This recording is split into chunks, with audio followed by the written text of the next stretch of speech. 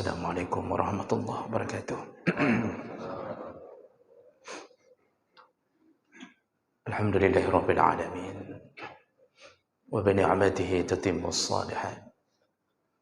Asyhadu an la ilaha illallah wahdahu la syarika lah wa asyhadu anna Muhammadan 'abduhu wa rasuluhul karim. Allahumma shalli wa sallim ala nabiyyina Muhammadin wa ala alihi wa ashabihi ajma'in. Amma ba'd. Rabbi shrah li sadri wa yassir li amri wahlul 'uqdatam min lisani yafqahu qawli. Segala puji bagi Allah. Kemudian salawat dan salam kepada Rasulullah, kepada keluarga dan seluruh sahabat-sahabatnya. Bapak Ibu jamaah salat zuhur yang Allah muliakan, selama Ramadan saya rasa tidak layak kalau kita membahas fadilah selain membahas fadilah kemuliaan Ramadan, karena kita sedang berada di dalamnya. Jadi walaupun kita sudah banyak tahu, mudah-mudahan satu dua hadis-hadis Nabi bisa kembali meningkatkan keimanan dan keyakinan kita terhadap mulianya Ramadan. Baik, maka oleh karena itu kita akan membahas selama bulan Ramadan tentang fadilah bulan Ramadan dan amalan-amalan di dalamnya. Baik, sebelum kita masuk ke dalam pembahasan itu, ada satu perkara yang perlu diingat-ingat, dikhawatirkan, yaitu bagi mereka yang tidak memuliakan Ramadan, itu yang berani meninggalkan puasa Ramadan.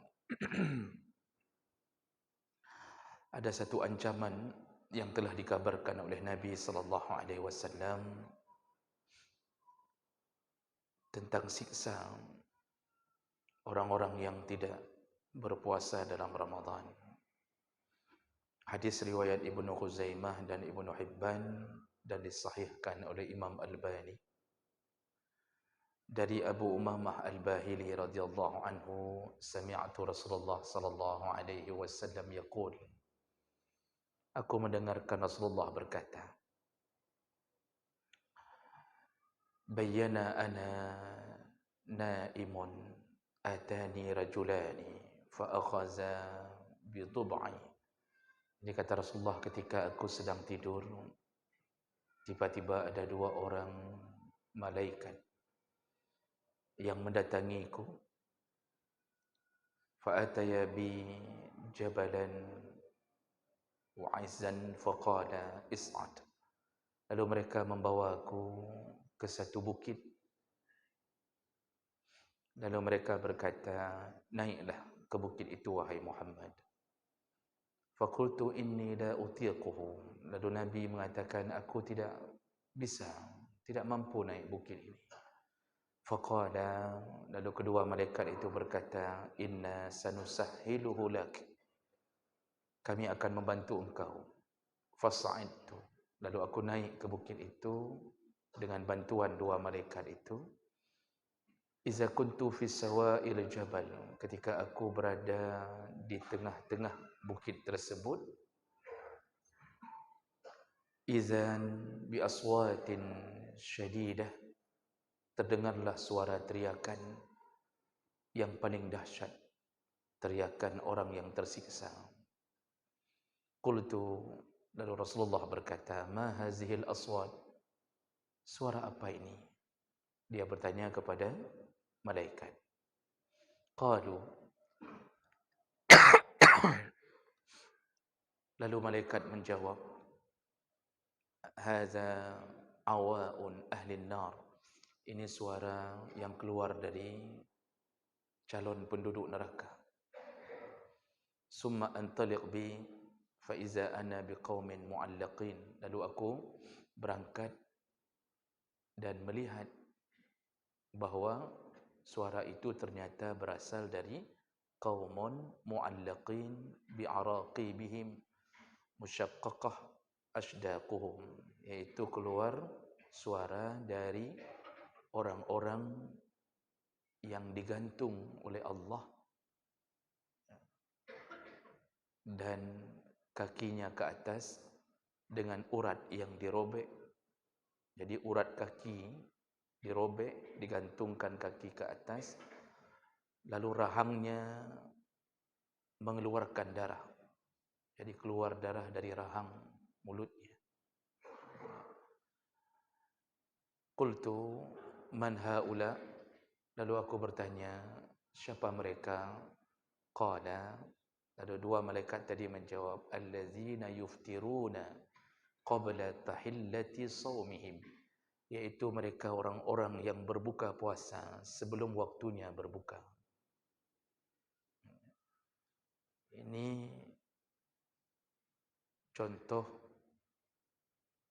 salah satu daripada calon penduduk neraka, yaitu orang-orang yang tidak berpuasa atau hanya bersahur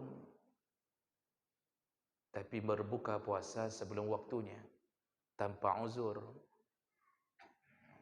dan mereka akan disiksa Allah, dirobek urat kakinya, digantung ke atas, kepala ke bawah, rahangnya dipecahkan, lalu kemudian mengucurkan darah. Tentu bayangan Nabi ketika mengatakan ini ke sahabat tidak seperti yang sebenarnya. Yang sebenarnya lebih dahsyat. Jadi Nabi tentu mengatakan yang bisa terjangkau oleh pikiran. Kita kan pikiran kita tergantung, terbalik itu kan seperti kita lihat orang-orang digantung, kaki ke atas, kepala ke bawah. Terasa hanya begitu saja. Yang sebenarnya lebih dahsyat. Karena Allah ketika menyebut azab itu memakai isim mubalaghah. Selalu alim. Azabku itu pedih sekali. Ya. Jadi alim itu tidak ada yang lebih pedih daripada azabku. Atau azim kadang-kadang. Azabun azim. Azabnya dahsyat sekali. Maka berhati-hatilah orang-orang yang berani tidak berpuasa dalam bulan Ramadan. Ini pertama yang perlu kita camkan tentang maksiat terbesar di dalam Ramadan.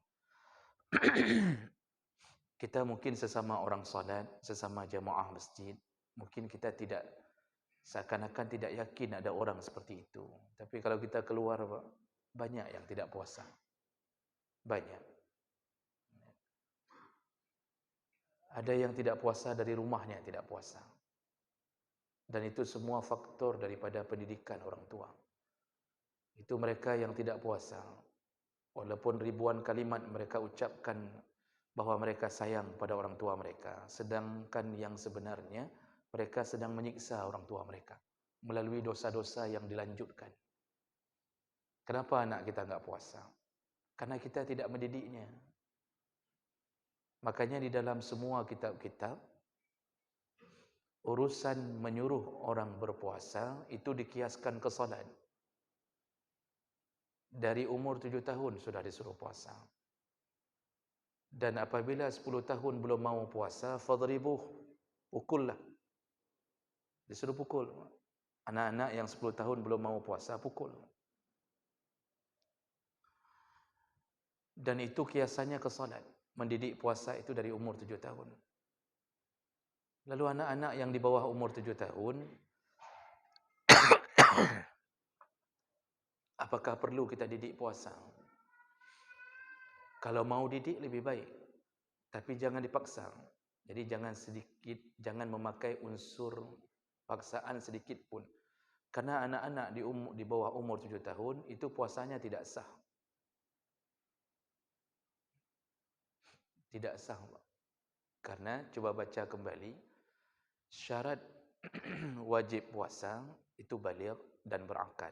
Selain daripada Islam, kan, baligh dan berakal. Itu syarat apa? Wajib puasa. Ketika berbicara tentang syarat sah puasa, tadi itu syarat wajib. Kapan seseorang wajib puasa? Ketika baligh dan berakal. Ukuran baligh, laki-laki mimpi, perempuan haid. Itu wajib puasa. Ditambah berakal. Jadi kalau ada yang sudah baligh tapi tidak berakal, enggak wajib. Ada orang yang berakal enggak baligh-baligh, juga enggak wajib. Kan begitu ceritanya. Itu syarat wajib. Tapi orang kadang-kadang tidak jeli ketika membaca syarat sah. Syarat sah puasa itu tidak pakai lagi baligh. Hanya ditulis berakal. Dan itu jumhur ulama sepakat mengatakan itu. Jadi kalau begitu apa maksudnya? Belum baligh pun kalau sudah berakal, sudah sah puasanya. Belum baligh tapi sudah berakal, itu sudah sah puasanya. Umur berakal itu kapan? Umur berakal itu adalah umur tamyiz. Umur yang disebut mumayyiz. Mumayyiz itu kapan? Tergantung. Ada yang lebih cepat mumayyiznya, ada yang lambat. Mumayyiz itu ukurannya, anak-anak ini sudah tahu mana yang baik, mana yang buruk. Kalau kita suruh duduk, dia tahu duduk. Kita suruh diam waktu ke masjid, dia tahu. Ini kalau enggak diam, nanti mati keluar dari masjid. Dia tahu. Kalau ayahnya bilang, "Nyo, jut je dengan ayah." Ini boleh pergi dengan ayah ke masjid. Tapi, kalau buat ribut sedang solat, kamu menyusul seperti abangmu. Jadi 21 orang meninggal duluan gara-gara dihabisi duluan. Kan? Itu anak itu tahu bahawa enggak boleh ribut. Nah, itu disebut berakal. Udah tahu wang balik. Udah tahu ini baik, ini buruk. Kita suruh nak sebelum tidur sikat gigi, wuduk, dia udah tahu itu. Dan biasanya itu umur 7 tahun ke atas, Pak. Nah, tapi tergantung model. Ada yang kadang-kadang lambat-lambat sedikit. Karena anak-anak perkembangannya beda-beda, Pak. Ada yang lahir prematur, mamaknya tidak pernah minum Prenagen. Dia waktu lahir pun tidak pernah minum Sustagen. Okay? Jadi beda-beda. Ada yang sedikit autis, ada yang terlalu autis, ada yang over, ada yang overlap. Macam model. Jadi 7 tahun rata-rata itu sudah berakal. Maka kalau ditanya, anak kita yang kita suruh puasa umur 7 tahun, bagus puasanya, semua syarat cukup, dia tidak lakukan perkara yang membatalkan puasa, dia sahur, dia berniat, apakah sah puasanya? Ini baru 7 tahun belum baligh. Jawabannya sah karena tidak ada syarat harus baligh untuk menyebutkan syarat sah puasa. Belum baligh pun kalau sudah bagus, sah puasanya. Berpahalakah? Berpahala. Penuhkah pahalanya? Penuh.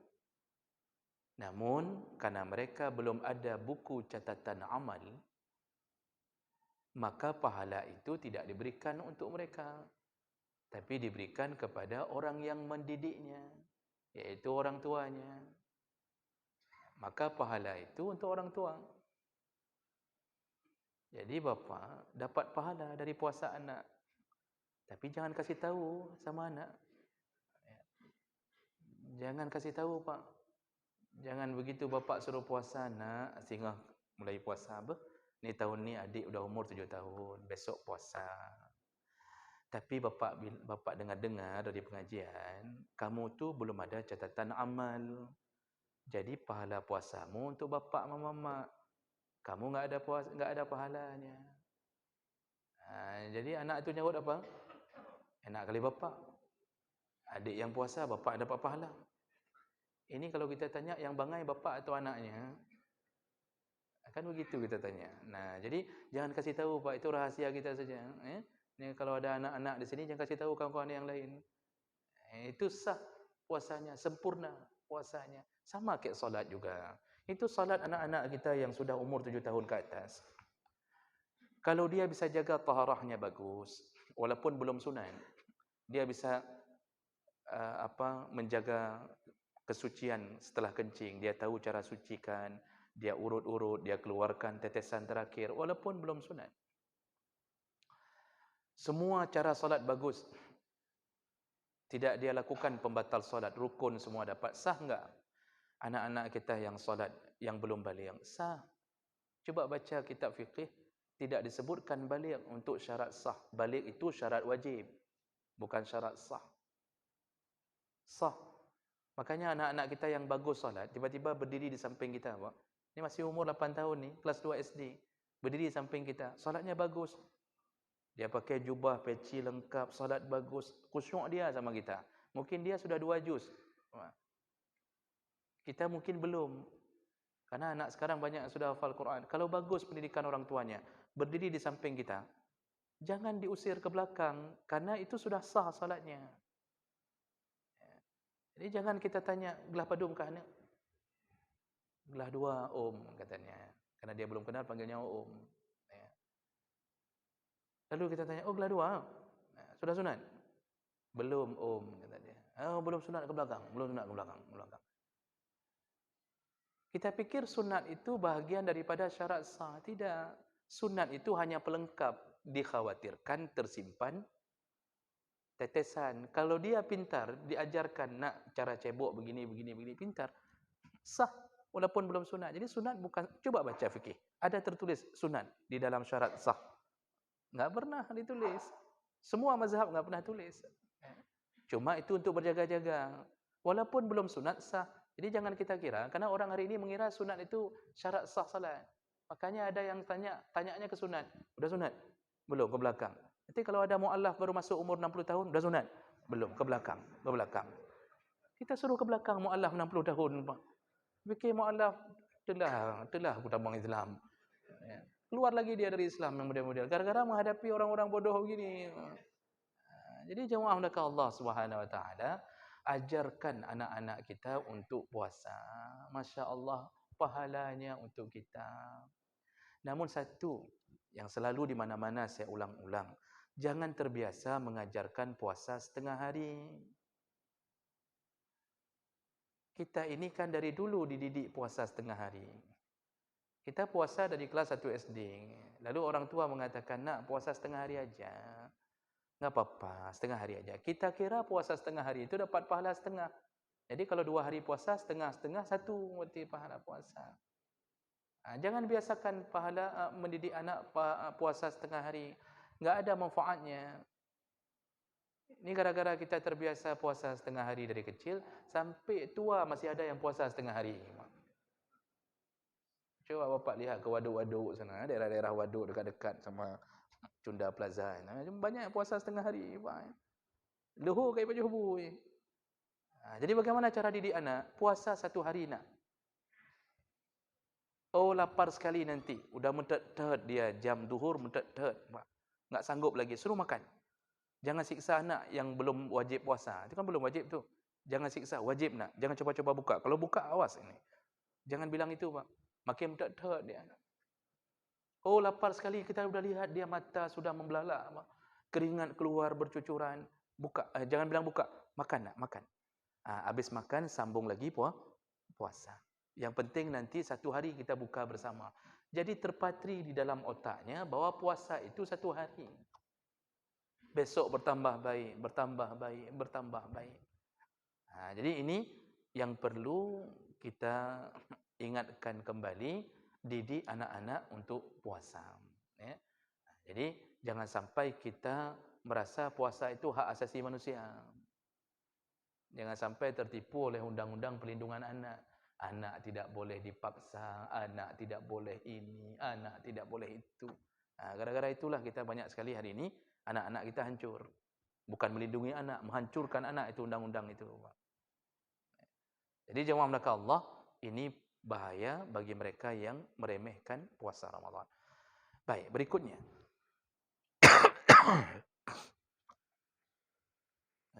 Ini kita tidak bisa bersuara seperti di malam hari, maklum-maklum saja.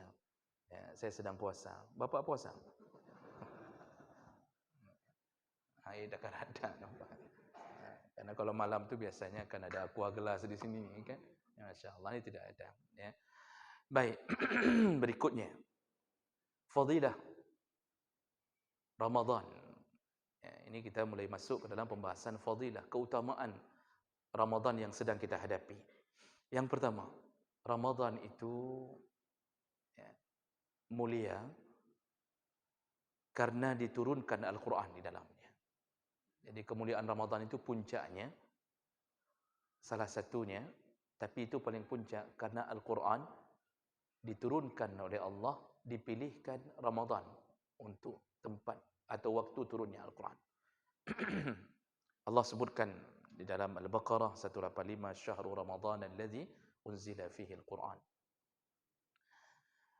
Bapak Ibu yang Allah muliakan, kita sering dengar Al-Quran ketika berada di manapun, di tempat apapun, maka tempat itu menjadi mulia. Ketika Al-Quran diberikan melalui Jibril alaihi salam, maka Jibril menjadi panglimanya para malaikat. Jadi Jibril ditugaskan mengantarkan Quran kepada Nabi, Jibril menjadi komandannya para malaikat. Maka semua urusan Allah akan katakan ke Jibril, Jibril sampaikan ke seluruh malaikat. Dan itu banyak hadisnya. Salah satunya Allah Subhanahu wa taala mengatakan, memanggil Jibril lalu mengatakan, ya Jibril, ana uhibbu fulan, aku mencintai fulan, maka cintailah fulan. Lalu Jibril memanggil semua malaikat dan mengatakan, Allah mencintai fulan, aku pun mencintai fulan, maka cintailah fulan. Begitu juga kalau Allah benci fulan, dipanggil Jibril, ya Jibril, aku benci fulan, maka bencilah fulan. Maka Jibril memanggil malaikat, bencilah fulan. Jadi Jibril ini panglimanya para malaikat. Kemudian ketika Al-Quran diturunkan kepada Nabi Muhammad, maka Nabi Muhammad menjadi semulia-mulianya Bani Adam. Dalam surat Al-Qalam Allah sebutkan, wa innaka la'ala khuluqin azim. Engkaulah makhluk atau manusia yang paling tinggi, paling agung akhlakmu. Al-Quran diturunkan ke Nabi Muhammad, Nabi Muhammad menjadi semulia-mulianya makhluk Allah. Ketika Al-Quran diturunkan di dalam bulan Ramadan, maka bulan Ramadanlah yang menjadi bulan paling mulia di antara semua bulan. Ketika dipilihkan malam Lailatul Qadar sebagai malam pilihan Allah menurunkan Al-Quran dalam Ramadan, maka Lailatul Qadar, maka malam itu menjadi sebaik-baiknya malam dari seluruh malam. Makanya Al-Quran turun di manapun, kalau turun di hati kita, maka kita menjadi baik. Turun di otak kita pun baik. Maka coba lihat anak-anak yang hafal Quran, itu otaknya bersih-bersih, Pak. Kalau dia ikhlas benar-benar ingin menuntut Quran, otaknya bersih dan rata-rata memicu kepintaran. Daya ingatnya kuat. Dan Quran dalam salah satu hadis disebutkan orang yang sering baca Quran, bahkan ada hafalan yang dia selalu usahakan walaupun tidak selesai, insya-Allah tidak akan pikun. InsyaAllah tidak pikun, Pak. Karena di dalamnya jaringannya ni kalam Allah semua. Kalam Allah semua. Tapi yang sering main game judi online, itu umur 40 biasa sudah pikun. Jadi begitu mulianya Quran. Makanya Ramadan memuliakan Quran atau Quran yang memuliakan Ramadan? Begitu. Tentu jawabannya, Quranlah yang menyebabkan mulianya Ramadan. Quran itu kalam Allah. Ramadan makhluk Allah. Makhluk binasa, kalam tidak pernah binasa. Sepakat Ahlu Sunnah mengatakan bahawa Quran itu kalam, bukan makhluk. Kalam itu keluar dari diri Allah. Jadi bahagian dari diri Allah. Itu Quran. Imam Hambali sampai di penjara setengah umurnya gara-gara membela Al-Quran kalam Allah. Kan dicambuk. Setengah umur, 30 tahun, setengah umurnya dicambuk beliau. Dipenjarakan. Gara-gara membela. Kenapa beliau? Kenapa enggak imam lain? Karena beliau pas hidup di zaman yang dikuasai atau pemerintahnya itu orang-orang Mu'tazilah dari Bani Abbasiyah. Mu'tazilah ingin memaksa mengatakan bahawa Quran itu makhluk, bukan kalam. Dibela oleh Imam Ahmad bin Hanbal. Waktu itu tidak semua ulama berani bela karena tahu resikonya. Jadi dari dulu zaman fitnah itu sudah mulai muncul. Tapi makin parah. Ya. Hari ini kita bukan lagi bela Quran, bela minyak goreng aja bisa dipunya. Ya. Jadi jemaah melakukan Allah Subhanahu Wa Taala, maka ini kemuliaan Ramadan. Di dalamnya Al-Quran sengaja diturunkan. Maka orang-orang yang paling mulia dalam Ramadan adalah orang-orang yang memuliakan Quran. Salah satu amalan yang paling digencarkan oleh syariat dan Nabi SAW itu adalah baca Quran, memperbanyak baca Quran dalam Ramadan. Jadi amalan yang paling hebat itu dalam Ramadan termasuk mengkhatamkan Quran berkali-kali.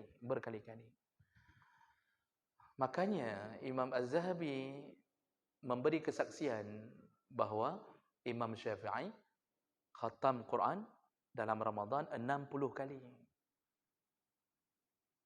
Tentu menjadi sebuah tanya pada fikiran kita, mungkin 60 kali khatam Quran? Mana mungkin 60 kali khatam Quran? Kan begitu pertanyaan kita. Ketika Syekh Salih Al-Utsaimin, salah satu ulama di Arab Saudi, ditanya pertanyaan ini, mungkinkah Imam Syafi'i mengkhatamkan Quran 60 kali? Dengan tegas beliau langsung jawab, kenapa tidak mungkin? Orang kalau sudah dekat dengan Allah, maka dia mungkin melakukan sesuatu yang orang biasa tidak mungkin melakukannya. Karena bukan pada Imam Syafi'i saja, disebutkan ada ulama lain, disebutkan oleh beliau namanya, saya lupa dalam keterangan beliau itu. Itu muridnya 30 kali, gurunya 60 kali dalam sebulan. Apalagi Imam Syafi'i hafal Quran memang dari umur kecil. Maka mudah bagi beliau dalam aktivitas turut dalam solat disambungnya, keluar dari solat disambungnya. Itu bisa jadi sehari 2 kali khatam. Jadi bayangkan perjuangan orang-orang saleh merindukan surga. Kita hari ini Masya Allah jangankan 60 kali khatam, sampai hari ini juz 6 saja belum sampai. Hari sudah hari ke-7, ketinggalan juznya. Maka berjuanglah untuk menyelesaikan. Tapi Ustaz, saya tipe orang yang lambat sekali baca Quran. Artinya ada tipe kan Pak, yang model enggak sanggup baca Quran cepat. Kalau baca Quran cepat, mekelaben. Enggak bisa keluar huruf. Apa bahasa Indonesianya? Bercampur-campur huruf tak apa. Akhirnya dia baca lambat sekali. Ingat-ingat hadis Nabi, Al-mahir bil-Quran ma'as safaratil kiramil bararah. Orang yang pintar Al-Quran, maka dia akan dikumpulkan bersama para malaikat yang suci di surga. Namun allazi yatata'ta', orang-orang yang baca Quran yatata'ta'. Yatata'ta' itu ya seperti bunyi huruf itu. Baca Qurannya susah sekali, Bang. Seperti kambing berjalan di atas air. Kalau di atas batu masih lumayan bisa jalan kan, Bang? Di atas air, hanya jabi. Huruf ghain, semua ghain. Ra pun ghain semua sama dia. Lidah pendek, sudah pernah ditarik pendek juga. Enggak berhasil, Bang. Dipakai on-u, sudah pakai on-u, disikat-sikat dari kecil, tetap juga enggak bisa. Huruf dhad, huruf la, huruf za dengan zai, sampai hari ini enggak bisa dibedakan. Pokoknya hancur-hancuran baca Quran lambat, ulang lambat. Nabi berkata, falahu ajran. Orang yang model begini Allah berikan dapat 2 kali lipat pahala. Pahala membaca dan pahala menahan kesusahannya. Karena dia lihat samping belum juz kah? Kata peluh, ya Allah, long baru si juz, gimana caranya? Hatinya Pak bersedih, ya. Air matanya berurai, pekan lagi nyodong. Ya. Dia minta sama Allah, ya Allah panjangkanlah lidahku, ya Allah. Bukan lidah yang panjang, tangannya yang panjang. Ya. Akhirnya jadi pencuri juga akhirnya kan. Ya, jadi jemaah melakukan Allah Subhanahu Wa Taala, jangan sedih. Yang penting baca. Ini bulan mulia, salah satu kemuliaannya adalah Al-Quran. Maka habis-habisanlah. Jangan planning macam-macam yang lain. utamakan Quran. Tapi kalau sedang bertemu dengan majlis ilmu, ini punya fadilah lain. Karena waktu disebutkan tentang kemuliaan Quran dalam Ramadan, itu disuruhnya mudarasah, tadarrus. Tadarrus itu bukan baca keliling, lalu kemudian yang satu baca, yang lain main HP semuanya. Pak. Begitu hampir sampai ke giliran dia, baru taruh HP, sambung belum. Itu bukan tadarusnya laginya. Mudarasah, tadarus itu mudarasah, mempelajarinya. Jadi kita dengar, boleh keliling, baca kita dengar. Begitu salah, kita katakan, dua harakat. Satu harakat. Macam-macam kita bilang. Tapi enggak selesai bacaan kawan kita itu. Gara-gara sibuk kita protes sana protes. Tapi itu termasuk mudarasah. Lalu entah habis satu baca. Habis satu ayat. Kalau dulu zaman sahabat itu bertadabbur. Jadi menafsirkan ayat. Itu biasanya rujukannya ke Ibnu Abbas. Ditanya apa maksud ayat ini. Makanya itu walaupun lambat perjalanan, tapi kita baca bertadarus, bermudarasah, itu termasuk yang paling bagus cara mempelajari Al-Quran. Nah, baik, itu yang pertama jemaah belaka Allah. Yang kedua, Ramadan ini, itu bulan yang memang dijamin. Hari-harinya, siang dan malamnya, itu bulan yang penuh keberkahan. Barakah. Rasulullah sallallahu alaihi wasallam menyebutkan, "Qad ja'akum syahrul Ramadan, syahrun mubarak. Iftaradallahu alaikum siyamahu." Telah datang kepadamu Ramadan dan itu bulan mubarak. Mubarak itu artinya diselimuti oleh keberkahan. Berselimut keberkahan. Sepanjang hari dari terbit matahari, terbenam matahari, terbit lagi sepanjang hari Ramadan, semuanya barakah. Apa itu barakah? Barakah atau barakah itu artinya ziyadatul khair.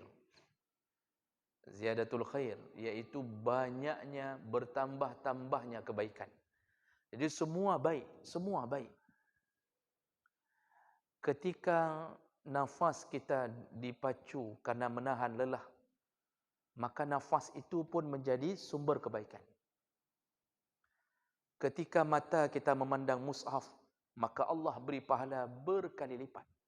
Mulut kita yang sudah kering masih terus memaksa untuk membaca kalam Allah berkali lipat.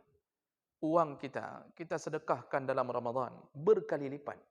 Dan kali lipat itu tidak terbatas dengan hitungan lagi. Karena hak prerogatif Allah dalam Ramadan. Sampai-sampai, saking berkahnya Ramadan, bau mulut orang berpuasa itu lebih wangi daripada kasturi. Bau mulut. Mobil babah, orang berpuasa lebih wangi daripada kasturi. Di sisi Allah. Bukan di sisi manusia. Di sisi manusia tetap bau. Jadi jangan sampai kita bilang ke kawan, pernah cium bau surga? Kena kaca. Kita buat begitu langsung masuk surga dia. Mati maksudnya. Kan? Jadi bukan itu. Di sisi Allah, mulut tetap bau. Malah disuruh pelihara baunya. Maka coba baca kitab fikih. Kenapa sikat gigi itu dimakruhkan? Kalau Imam Syafi'i, mazhab Syafi'i, makruh ba'da zawal. Setelah duhur, itu makruh. Sebelum duhur, tidak mengapa, mubah.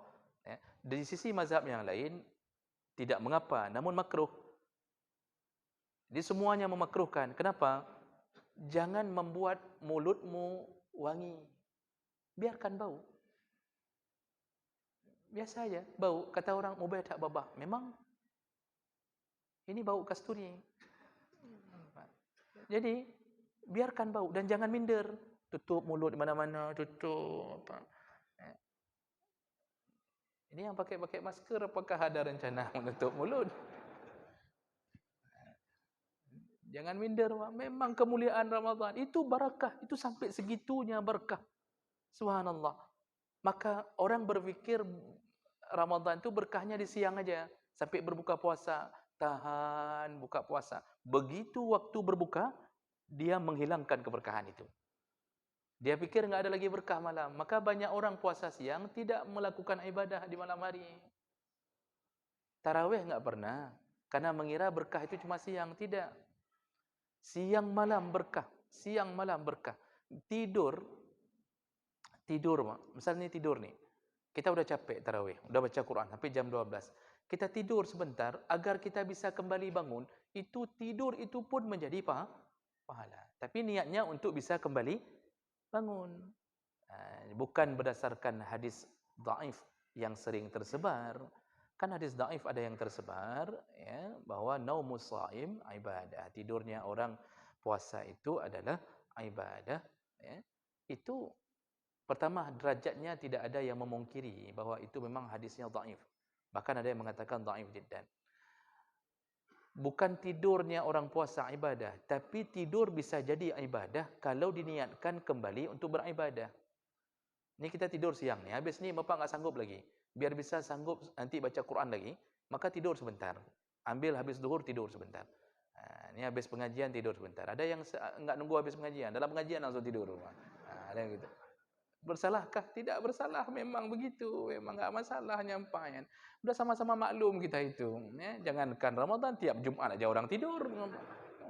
Jadi jemaah melakukan Allah Subhanahu Wa Taala, tidur sebentar untuk apa? Saya nanti sambung lagi sebelum asar, atau saya salat asar, saya sambung lagi bacaan. Maka tidurnya itu baru berpahala. Tapi kalau tidur dari sahur pertama bangun waktu berbuka puasa, ini mana ada pahalanya? Makan itu perbuatan yang dilarang. Masa masuk surga dengan tidur? Makanya enggak ada pintu surga untuk para orang tidur. Bahkan di surga enggak boleh tidur. Jadi jemaah melakukan Allah Subhanahu Wa Taala, keberkahan Ramadan itu dari segala sisi. Dan kita diingatkan Allah ayyaman ma'dudat. Waktumu cuma sebentar. Ini aja enggak terasa sudah 7 hari, Pak. Ada yang saudara kita yang sudah 8 hari ini. Masya Allah, baru masuk Ramadan sudah 7 hari. Sekali kelip mata lagi, sudah 15 hari. 2 kali kelip mata, sudah selesai Ramadan. Makanya Allah ingatkan hati-hati yang lalai dalam Ramadan. Masa Ramadan dijadikan seperti bulan-bulan biasa? Maka mohon maaf kepada para pedagang, boleh jualan. Tapi ingat, Anda berjualan dalam Ramadan. Jangan sampai habis masa Ramadan, kita hanya memikirkan uang masuk. Boleh jualan, tidak mengapa. Yang mau es cendol, es teler, yang mau teler, ya, terserah. Lakukan apapun untuk mendapatkan rezeki. Tapi jangan sampai Ramadan sia-sia, karena dari pagi kita hanya persiapan untuk jualan saja. Baca Quran enggak ada, salat duha enggak ada. Dari pagi itu udah tek-tek sayur ini, tek-tek itu. Macam model persiapan, macam model. Hati-hati. Kelalaian dalam Ramadan. Karena waktu terbatas. Ini 22 atau 23 hari lagi kita selesai. Setelah itu kembali seperti biasa, hari-hari bonus berlalu. Dalam Ramadan, keberkahan itu Nabi ucapkan mulai dari sahur itu berkah. Kata Rasulullah sallallahu alaihi wasallam, "Tasaharu fa inna fis sahur barakah." Bersahurlah karena di dalam sahurmu pun ada keberkahan. Mulai dari sahur pun sudah berkah. Makanya makan sahur itu berkah. Orang yang makan sahur berarti dia telah mendapatkan keberkahan. Maka efeknya apa? Ketika selesai dia sahur, Allah tancapkan keberkahan. Yang namanya berkah tadi bertambah-tambah kebaikan. Makanya orang yang sahur karena Allah, sahur karena Allah, karena taat. Nanti kalau kita tanya nih, sahur kenapa? Ada yang sahur bukan karena taat, tapi sahur karena kebutuhan perut. Sahur ya, untuk ngisi bensin lah supaya kuat nanti. Itu bukan sahur karena Allah, tapi sahur karena ngisi perut. Sahur itu dengan ilmu. Apa ilmunya? Sahurlah karena taat. Kalau sudah sahur karena taat, keberkahan akan mengucur. Maka orang yang sahur karena taat, coba lihat. Kekuatannya beribadah beda. Biasa aja. Dia melakukan duha 8 rakaat sanggup. Baca Quran, enggak lelah-lelah tu. Terus dari satu lembar ke lembar yang lain, balik lagi. Tiba-tiba dua satu juz. Duduk di masjid satu juz. Paling dia brown sebentar, Bron apa bahasa Indonesianya? Dia bron-bron minta cari tarik-tarik urat sebentar, baca lagi sanggup. Barakah. Salat duhur berjamaah, barakah. Asar jamaah, maghrib jamaah, sampai tarawih enggak terasa berat bagi dia. Kenapa? Barakah. Akibat Allah yang memberikan keberkahan. Itu berkah. Tapi coba lihat, kalau orang yang tidak taat. Jadi ada yang kadang-kadang merasa bangga tidak sahur. Padahal tidak sahur itu berarti mukhalifus sunnah, menyelisihi sunnah. Nabi suruh sahur, dia tidak sahur. Nah, orang begini biasanya, Pak, itu Allah tidak akan berikan keberkahan seperti Allah berikan kepada orang yang sahur. Baca Quran, itu baru lihat nih Quran. Baru lihat, dia sudah lihat di mana tempat berhenti. Ini apa kudang tu. Oh, kuji, oh, tak ada go'innya. Jauh. Akhirnya enggak jadi itu. Enggak jadi Pak pula. Baru satu lembar bentar-bentar. Kalau ikut pengajian bentar-bentar lihat jam. Bentar-bentar lihat jam. Makanya Bapak jangan lihat-lihat jam. Kan nanti ketahuan. Merasa tidak nyaman. Orang salah satu penduduk surga itu nyaman kalau di masjid. Walaupun bukan pengajian. Terasa tenang. Jadi hatinya mutmain. Nyaman di masjid. Malah dia tidak nyaman kalau pulang ke rumah. Asal sudah ketemu istri, dia sudah tidak nyaman. Nah, misal contoh. Ini lain lagi masalah ni berarti. Ini berarti tidak masalah di rumah. Tapi intinya, orang tidak merasa bahwa dia bosan kalau di masjid. Tidak. Inilah keberkahan masjid. Kan masjid salah satu rumah yang diberkahi Allah. Jadi jemaah mereka Allah, inilah kelebihan Ramadan. Yang kedua yaitu keberkahannya. Itu yang tidak dapat di hari-hari yang lain kecuali yang ditentukan oleh Allah dan Nabi sallallahu alaihi wasallam. Baik, saya berhenti. Kita sambung insya-Allah di pertemuan yang akan datang. Insya-Allah kita akan sambung terus dengan amalan-amalan keberkahan dalam Ramadan. Mudah-mudahan yang hadir Allah catatkan pahala, Allah kabulkan puasanya dan semoga Allah kumpulkan kita di dalam surganya. Amin ya rabbal alamin. Subhanakallahumma bihamdik asyhadu an la ilaha illa anta astaghfiruka wa atubu ilaik. Wassalamualaikum warahmatullahi wabarakatuh.